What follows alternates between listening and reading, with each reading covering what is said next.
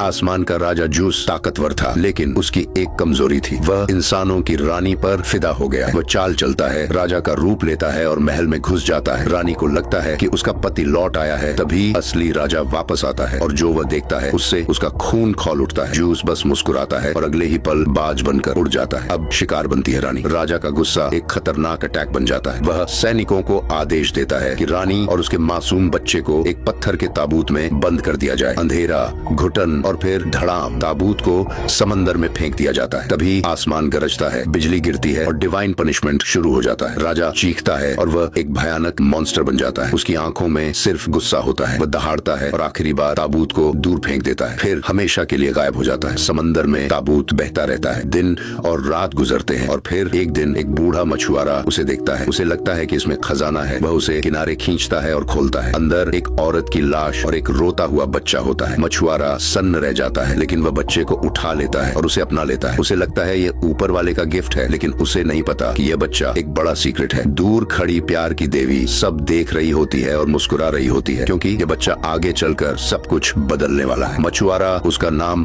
Perseus रखता है और अपनी पत्नी के साथ उसे पालता है। साल बीतते हैं और पर्सियस जवान हो जाता है। वह हर दिन अपने पिता के साथ समंदर जाता है, लेकिन अब समंदर बहुत ज्यादा शांत हो चुका है। दिनों से एक भी मछली नहीं मिलती, जैसे कुछ बड़ा होने वाला हो। उसका पिता भगवानों से टूट चुका है, लेकिन परिवार के लिए उसे सरवाइव करना है। वह पर्सियस से कहता है कि जाकर भगवान से प्रार्थना करे और थोड़ा लक मांगे। नाव किनारे पहुंचती है और सैनिकों का झुंड गुस्से में जूस की विशाल मूर्ति को तोड़ रहा होता है। कुल्हाड़ी के वार, धड़ धड़ की आवाज, पत्थर टूटते हैं, लोग चिल्लाते हैं और फिर एक जोरदार वार से मूर्ति के पैर काट दिए जाते हैं। संतुलन बिगड़ता है और पूरी मूर्ति धड़ाम से समंदर में गिर जाती है।